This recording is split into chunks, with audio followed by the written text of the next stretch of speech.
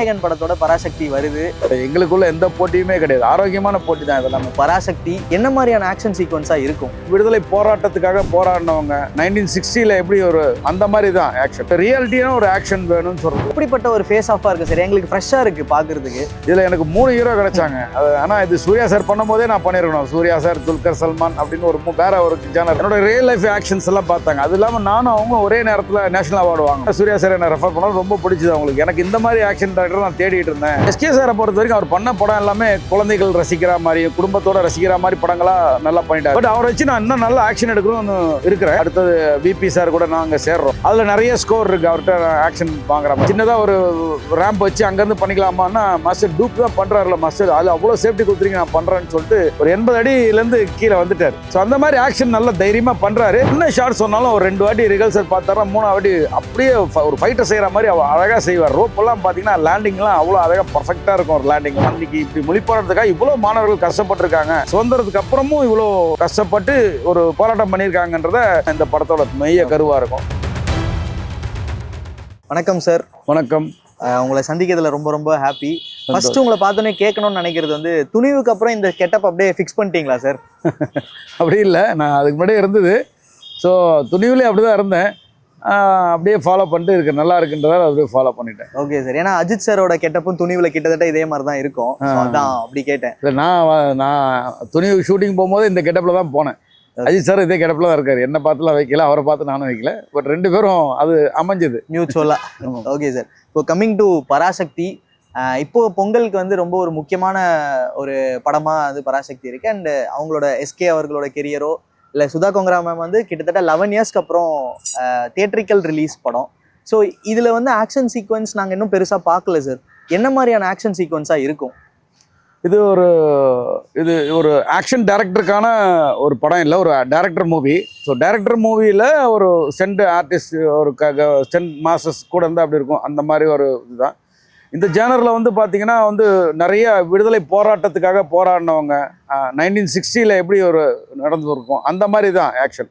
இது வில்லனுக்கும் ஹீரோக்கும் நடக்கிற ஒரு ஃபைட்டோ இல்லை ஒரு வஞ்சன்ஸ் அந்த மாதிரிலாம் கிடையாது. ஒரு மொழி போராட்டம். அந்த மொழி போராட்டத்துக்காக ஒரு மாணவர்கள் கையில் அந்த மொழி போராட்டம் போனால் என்னவா இருக்கும், அவங்க எப்படி அந்த கையாண்டிருப்பாங்க. இதை வந்து ஒரு அன்னைக்கு இருந்த ஒரு போலீஸ் அதிகாரிகள் எப்படி போலீஸ் வந்து இவங்களை அடக்கியிருப்பாங்க, அந்த மாதிரி ஒரு ரியாலிட்டியான ஒரு ஆக்ஷன் வேணும்னு சொல்கிறதுக்காக சுதா மேம் நம்மளை கூப்பிட்டாங்க. ஸோ அதுக்கப்புறம் டிஸ்கஷன் பண்ணதுக்கப்புறம் எனக்கு ஒரு புது ஜேனராக இருந்தது. இது வரைக்கும் நான் பண்ணாத ஒரு ஜேனராக இருந்துச்சு. இது எனக்கு ஒரு சந்தோஷமாக இருந்துச்சு. சரி, இது ஒரு பண்ணுவோமே அப்படின்னு சொல்லிட்டு பண்ணோம்.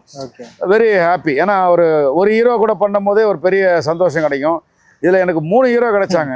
ஆனால் இது சூர்யா சார் பண்ணும் போதே நான் பண்ணியிருக்கணும். சூர்யா சார், துல்கர் சல்மான் அப்படின்னு ஒரு வேற ஒரு ஜானர் இருந்துச்சு. அப்பவுமே உங்களை தான். ஆமாம்மா, நாங்கள் இந்த கதையை வந்து ஒரு 2 இயர்ஸாக அவங்க கூட ட்ராவலில் இருக்கேன் நான். Okay okay.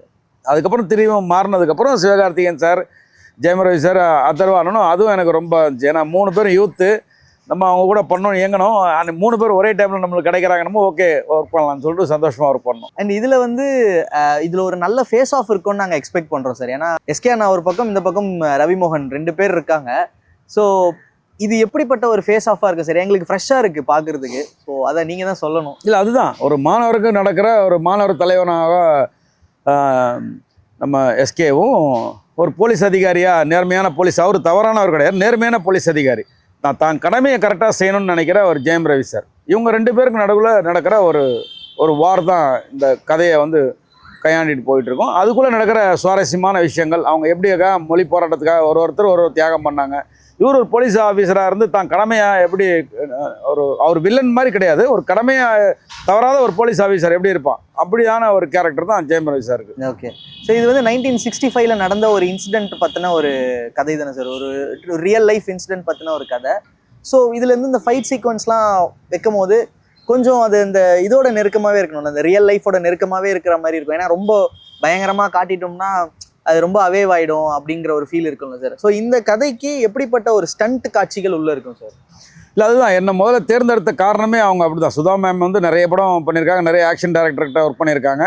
இப்போ என்ன தேர்ந்தெடுத்த காரணமே அவங்க ரியலாக ஆக்ஷன் பண்ணுற யாருன்னு தேர்ந்தெடுக்கும் போது தான் நான் கங்குவா சூர்யா சார்ட்ட பண்ணிருக்கும் போது என்னை ரெஃபர் பண்ண சூர்யா சார் சொன்னால் கூட அவங்க என்னோட நிறைய படங்கள் பார்த்துருக்காங்க. கோலி சோடாவாக இருக்கட்டும், ஐயப்பனும் கோஷியாக இருக்கட்டும், என்னோட ரியல் லைஃப் ஆக்ஷன்ஸ் எல்லாம் பார்த்தாங்க. அது இல்லாமல் நானும் அவங்களும் ஒரே நேரத்தில் நேஷனல் அவார்டு வாங்கினோம். ஓகே.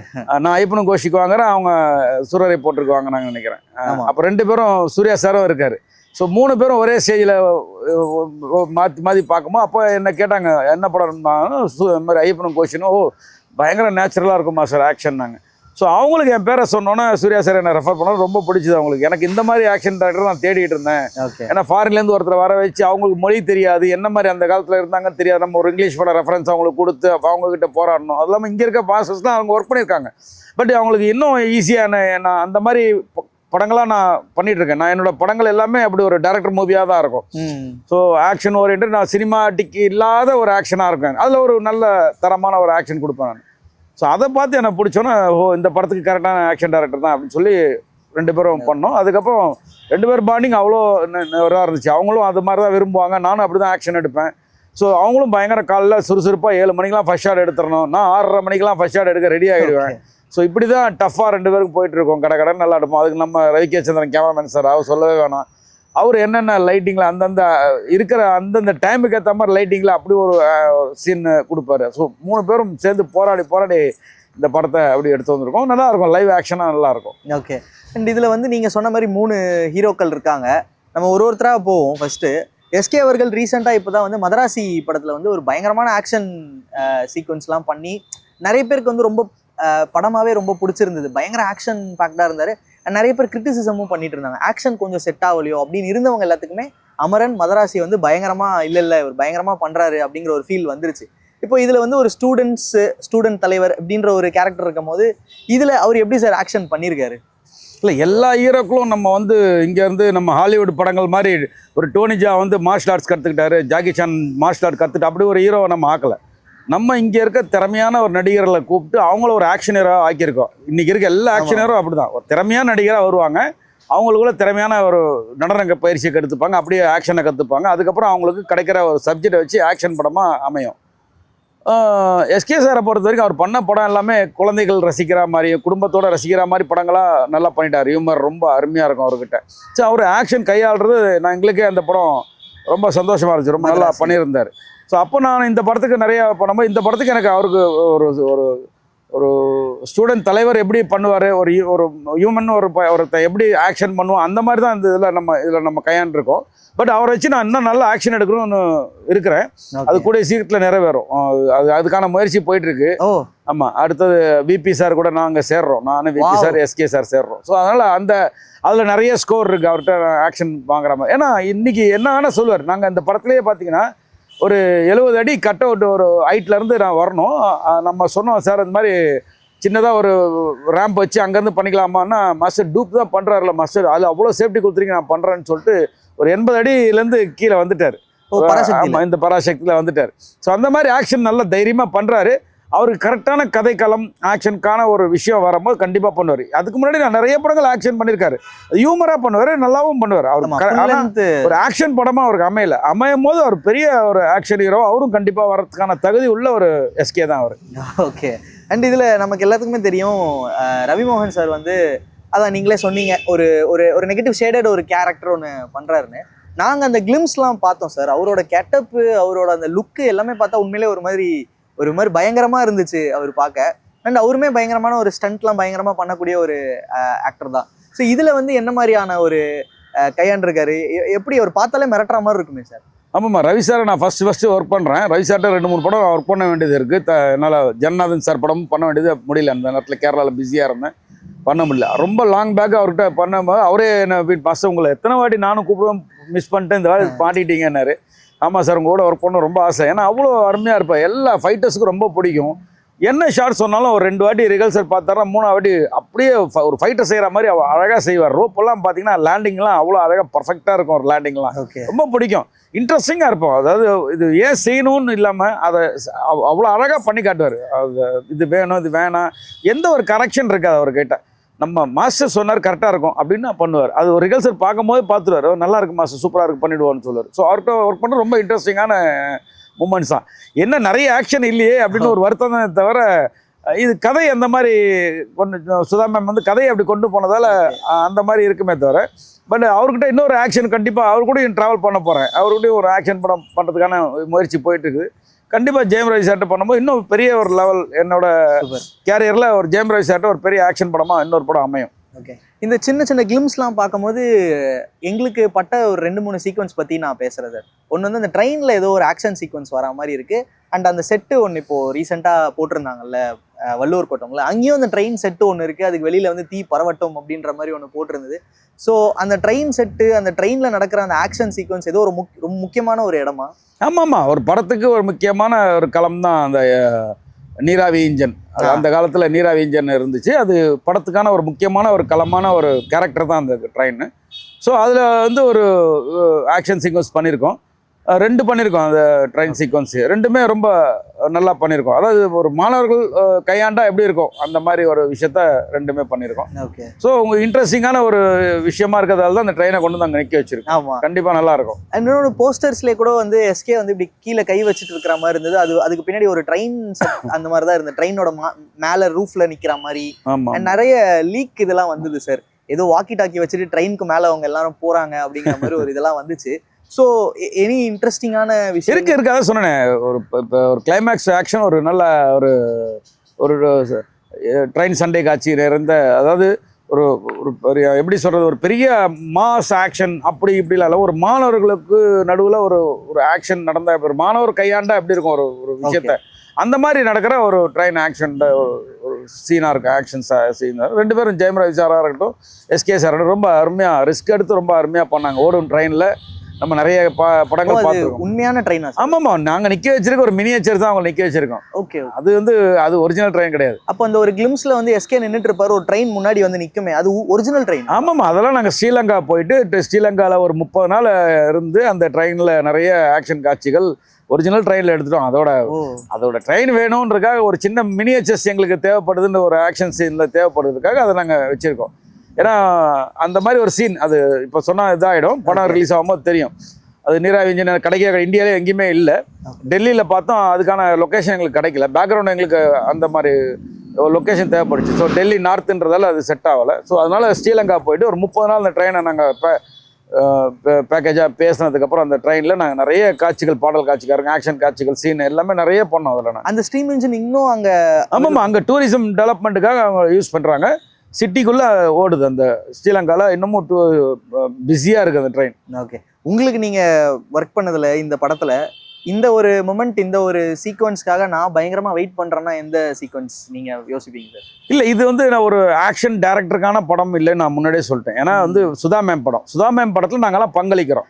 ஒரு சிறப்பான ஃபோட்டோகிராஃபி, சிறப்பான ஒரு ஆக்ஷன், சிறப்பான ஒரு ஆர்ட் டிபார்ட்மெண்ட் கார்த்திக் சார் பண்ணியிருக்காரு. அந்த மாதிரி எல்லாரும் ஒரு பங்களிப்பு சுதா மேமுக்காக நாங்கள் பண்ணியிருக்கோம். இது முழுக்க டேரக்டர் படம், அவங்களோட படம் தான் அது. அதில் நாங்கள் கொடுத்த விஷயத்த நாங்கள் கரெக்டாக பண்ணியிருக்கோம். சின்ன ஒரு விஷயத்த கொடுத்தா கூட அது இப்படி தான் இருக்கணும். அந்த காலத்தில் எதையுமே ஒரு லெவல் மீறி போயிடக்கூடாது. ஐயோ பயங்கரமான ஆக்ஷனாக இருக்குது, ஐயோ இதெல்லாம் அப்படி தூக்கி போட்டு அந்த அடிக்கிறாங்க, ரோப்பில் பறக்கிறாங்க, அந்த மாதிரிலாம் இல்லாமல் ஒரு லைவ் ஸ்டூடெண்ட்ஸ்குள்ளேயும் ஒரு போலீஸுக்கு நடக்கிற ஒரு போராட்டமாக இருந்தால் நல்லா எப்படி இருக்கும், ஒரு கலவரம் இருந்தால் அப்படி இருக்கும். அப்படி தான் நாங்கள் பண்ணிட்டு இருக்கிறோம். அதில் அதர்வா சீக்வன்ஸ் எனக்கு ரொம்ப பிடிச்சது. அதர்வா வந்து ஒரு சீக்வன்ஸ் இருக்கும் கண்டிப்பாக. எல்லாரும் ரொம்ப ஒரு ஹாஸ்டல்ல இருந்து போய் ஒரு சண்டை போகிற சீக்வன்ஸ் மாதிரி. ஆமாம்மா, அது மாதிரி ஒன்று இருக்குது. பட் ஒரு சீக்வன்ஸ், அதர்வா சீக்வன்ஸ் எனக்கு ரொம்ப பிடிக்கும். அது எல்லாருமே ரொம்ப ரசித்து எடுத்தது. எல்லாருக்கும் ரொம்ப ஃபீலான ஒரு ஒரு தருணம் அது. அதனால் அந்த சீக்வன்ஸ் எனக்கு ரொம்ப பிடிக்கும். ஓகே. அண்டு நீங்களே சொன்னீங்க, சாரி, ஓகே. அண்டு இது 11 இயர்ஸ்க்கு அப்புறம் வந்து சுதா மேமோட ஒரு படம் வந்து தியேட்டரில் பார்க்க போகிறோம். இது நிறைய விஷயங்கள் சொல்கிறாங்க. இது வந்து மொழி போராட்டத்துக்கான ஒரு படம். இது வந்து ஒரு பயங்கர எமோஷ்னலி ட்ரிவன் படமாக இருக்கும். ரொம்ப நம்மளோட சீரியஸான ஒரு இது இருக்கும் அப்படின்றத நிறைய சொல்கிறாங்க. நீங்கள் சொல்லுங்கள் சார், இது எப்பேற்பட்ட படம்? ஏன்னா இது வந்து கிட்டத்தட்ட ஒரு 6-7 இயர்ஸாக அவங்க ஒர்க் பண்ணிட்டு இருக்காங்க அப்படின்னு சொன்னாங்க. ஆல்மோஸ்ட் ஒரு 10 இயர்ஸ் சொன்னாங்க. ஸோ இது எப்படிப்பட்ட படமாக இருக்கும்? அதுதான் எனக்கு மொழி போராட்டம். அவங்க வந்து பயங்கர ரிச்சஸ். சும்மா மொழி போராட்டம்னு எல்லாம் படத்தை எடுக்காமல் அவங்க ஒரு 3-4 வருஷமாக, நான் அவங்க கூட 2 வருஷமாக ட்ராவல் பண்ணுறேன். அந்த 2 வருஷம் எனக்கெல்லாம் நிறைய நான் கேட்பேன், இதெல்லாம் உண்மையாக நடந்திருக்கா மேடம், இது உண்மைதானா, இது நம்ம எடுக்கலாமா, இதனால் பிரச்சனை வராதானா, எல்லாத்துக்குமே அவங்க வந்து ஒரு ரெஃபரன்ஸ் வச்சுருப்பாங்க. எல்லா அந்த பேப்பர் கட்டிங்ஸ் வச்சு இப்படி நடந்திருக்கு, இந்த வருஷத்தில் இந்த டேட்டில் இப்படி ஒரு மாணவர்கள் இப்படி துன்புறுத்திருக்காங்க, மாணவர்கள் இப்படி இறந்துருக்காங்க, போலீஸ்காரங்க இறந்துருக்காங்க, மிலிட்ரி அடிபட்டிருக்காங்க, இந்த மாதிரி தலைவர்கள்லாம் இப்படி பாடுபட்டிருக்காங்க. இப்படி ஒரு விஷயம்லாம் நடந்ததுக்கப்புறம் தான் இப்படி நடந்துச்சுன்னு சொல்லி 1960 இப்படிலாம் நடந்துச்சு. ஏன்னா 70க்கு மேலே நாங்கள் எல்லாம் இப்போ நமக்கு அதுல தான் வரலாறு நிறைய இருக்கு. ஆமாம், அதுக்கு முன்னாடி மறைக்கப்பட்ட வரலாறு நிறைய இருக்குது. அதெல்லாம் இவங்க தோண்டி இதெல்லாம் இப்படி இருந்து இந்த அன்னைக்கு இப்படி மொழி போராட்டத்துக்காக இவ்வளோ மாணவர்கள் கஷ்டப்பட்டிருக்காங்க. அரசியல்வாதிகளும் இவ்வளோ கஷ்டப்பட்டு இந்த மொழி இன்னைக்கு தமிழில் வந்து இவ்வளோ நம்ம பேசுகிறோம், அதுக்காக போராடுறோன்னா இதுக்கு முன்னாடி அவ்வளோ கஷ்டப்படுற சுதந்திரத்துக்கு அப்புறமும் இவ்வளோ கஷ்டப்பட்டு ஒரு போராட்டம் பண்ணியிருக்காங்கன்றத பிரிட்டிஷ் நம்ம கொடுத்துட்டு போனதுக்கு அப்புறமும் கூட ஒரு மொழிக்காக நம்ம பயங்கர போராடி இருக்கோம் அப்படின்றது தான் இந்த படத்தோட மைய கருவாக இருக்கும். ஸோ பயங்கர இன்ட்ரெஸ்டிங்காக இருக்கும், எல்லாருக்கும் புதுசாக இருக்கும். அதாவது நம்ம இன்றைக்கி இருக்க ஜென்ரேஷனுக்குலாம் இவ்வளோ கஷ்டப்பட்டாங்களா? சாதாரணமாக ஒரு மொழி, அது தமிழ் மொழியாக இருக்கலாம், தெலுங்காக இருக்கலாம், மலையாளமாக இருக்கலாம், இந்தியாக இருக்கலாம், எல்லா மொழிக்குமே ஒரு ஒரு ஒரு கஷ்டம் இருக்குது. அந்தந்த மொழி அவங்களுக்கு தேவைப்படுது. அந்த மொழியை வந்து நீங்கள் அழிக்க நினைக்கிறவங்க போது ஒரு ஒரு ஒரு ஒரு ஃபயர் வரும் இல்லையா ஒரு மனிதன் மேலே, அந்த ஃபயர் தான் இந்த படத்தில் காட்டியிருக்கிறாங்க. அது முழுக்க முழுக்க இந்த படத்தோட வெற்றிக்கு முழுக்க உழைப்பு வந்து சுதா மேம் தான். Super sir. அண்ட் நேற்று ஒரு முக்கியமான விஷயம் ஒன்று வந்து சார், படத்தோட சென்சார் வந்து நிறைய சீன்ஸை வந்து கட் பண்ணணும்னு சொல்லியிருந்ததா, அப்புறம் திருப்பி அதை வந்து மறுதணிக்கைக்கு அனுப்பியிருக்காங்க அப்படிங்கிற மாதிரி சொன்னாங்க. எங்களுக்கு அதை கேட்கும் போது அவ்வளோ சீரியஸான சீன்ஸ் இருக்கா, என்ன மாதிரி இருக்கும் அப்படிங்கிற அந்த ஒரு எக்ஸ்பெக்டேஷன் இன்னுமே அதிகமாக தான் ஆச்சு. ஸோ என்ன சீன்ஸ் அதில் இருக்குது? இல்லை, உங்களுக்கு போராட்டம்னாலே நிறைய பிரச்சனைகள் இருக்கும் இல்லையா, நிறைய டயலாக்ஸ் இருக்கும், நிறைய அதுக்கான விஷயங்கள்லாம் நிறைய இருக்கும், நிறைய ரத்தங்கள் தெரிக்கிற மாதிரி காட்சிகள் சில விஷயங்கள்லாம் இருக்கும். ஏன்னா அடித்தா ரத்தம் வரும், துப்பாக்கியில் சுடுவாங்க, அந்த மாதிரிலாம் விஷயம்லாம் இருக்கலாம். அந்த மாதிரிலாம் கொஞ்சம் சென்சாரில் ப்ராப்ளமாக இருக்கலாம். பட் எனக்கு தெரியாது, நீங்கள் எதாக இருந்தால் நீங்கள் சுதா மேம்கிட்ட கேட்டுங்க. மற்றபடி இது ஃபுல் ஆடியன்ஸ் வந்து ஃபேமிலியாக உள்ள வந்து பார்க்குற படம் தானே சார்? கண்டிப்பாக எல்லா ஆடியன்ஸுக்கும் பிடிக்கும். அதாவது இங்கே இருக்கிற 3 ஹீரோவும் எல்லாம் ரசிக்கக்கூடிய ஹீரோக்கள் தான். எல்லோரும் ஒரு ஜேனரில் ஒரு ஹீரோக்கள் நல்ல, அதனால 3 ஹீரோக்களுக்கும் ஒரு பெரிய மார்க்கெட் இருக்குது, ரசிகர்கள் இருக்காங்க. அதே போல் டைரக்டருக்கும் ஒரு பெரிய ரசிகர்கள் கூட்டம் இருக்குது. அதனால் கண்டிப்பாக இந்த படம் மிகப்பெரிய வெற்றி படமாக அமையணும் நாங்கள் கண்டிப்பாக எதிர்பார்க்குறோம் எல்லாரும். சார், இன்னும் இந்த கேள்வியை வந்து கேட்காம முடிக்க முடியாது. இது தெரியும் உங்களுக்கு வந்து அவேவான சப்ஜெக்ட் தான், பட் ஸ்டில் நீங்கள் உங்ககிட்ட கேட்கலான்னு தோணுது. படம் வந்து ஜனநாயகன் படத்தோட பராசக்தி வருது. 14ஆம் தேதியிலேருந்து 10ஆம் தேதி வந்திருக்காங்க. ஸோ இதுக்கு பின்னாடி நிறைய விஷயங்கள் இருக்குங்கிறதெல்லாம் நம்ம நிறைய பேர் சொல்கிறாங்க. ஆக்சுவலாக என்ன சார் ரீசன்? 2 பேருமே நல்ல நண்பர்கள், 2 பேரும் சினிமாவில் தான் இருக்கிறோம், 2 பேரும் நல்லா இருக்கணும்னு நாங்கள் நினைக்கிறோம். அந்த படமும் சில்வர் ஜிபி வரணும், இந்த படமும் சில்வர் ஜிப்லியாக ஓடணும் தான் நாங்கள் நினைப்போமே தவிர எங்களுக்குள்ள எந்த போட்டியுமே கிடையாது. ஆரோக்கியமான போட்டி தான் இதெல்லாமே தவிர. இந்த மாதிரி இப்போ இல்லைங்க. ஒரு பொங்கலுக்கெல்லாம் நீங்கள் பார்த்தீங்கன்னா Rajini sir, Kamal sir, Vijayakanth sir, Arjun sir, Suriya, அப்படி நிறைய படங்கள் ரிலீஸ் ஆகிருக்கு ஒரு காலகட்டத்தில். இது வந்து சும்மா நம்ம இன்றைக்கி வந்து ஏதோ ஒரு பண்ணுறாங்களே தவிர இது வந்து அந்த ஆரோக்கியமான சினிமா போட்டி தானே தவிர வேற எந்த ஒரு உள்நோக்கமும் இதில் கிடையாது. 2 பேருமே எங்கள் சந்தோஷம். விஜய் சார் ஜெயிச்சா நாங்கள் தான் முதல்ல சந்தோஷப்பட போகிறோம். எஸ்கே சார் ஜெயிச்சா விஜய் சார் டீம் தான் ரொம்ப சந்தோஷப்படுறோம். ஏன்னா சினிமா ஜெயிக்கணும், அவ்வளோதான் அவங்களும் நினைப்பாங்க, நாங்களும் நினைப்போம். இதில் எந்த ஒரு கான்ட்ரவர்சியும் எங்களுக்குள்ள கிடையாது. கண்டிப்பாக சார். நீங்களே ஒரு விஷயத்த வந்து போகிற போக்கில் அப்படியே சொல்லிட்டீங்க. அடுத்து வெங்கட் பிரபு சார் எஸ்கே இணையற படத்துல ஆக்ஷன் சீக்வன்ஸ் நான் பண்றேன் அப்படின்னு. இப்போ ரீசெண்டா யூஎஸ் போயிருந்தாங்க, அந்த ஃபேஸ் இதெல்லாம் வந்து பண்ணியிருந்தாங்க. இதுவும் ஒரு சயின்ஸ் ஃபிக்ஷன் படம் தானா சார்? இல்லை, அப்படியெல்லாம் கிடையாது. இது ஒரு டைரக்டர் விபி வெங்கட் பிரபு ஸ்டைலில் அவரோட ஸ்டைலான மூவி தான். அதனால கூடிய வரையில் அது அறிவிப்பு வரமோ உங்களுக்கு தெரியும். ஓகே சார், தேங்க்யூ, ரொம்ப நன்றி சார். நன்றி, வணக்கம், நன்றி.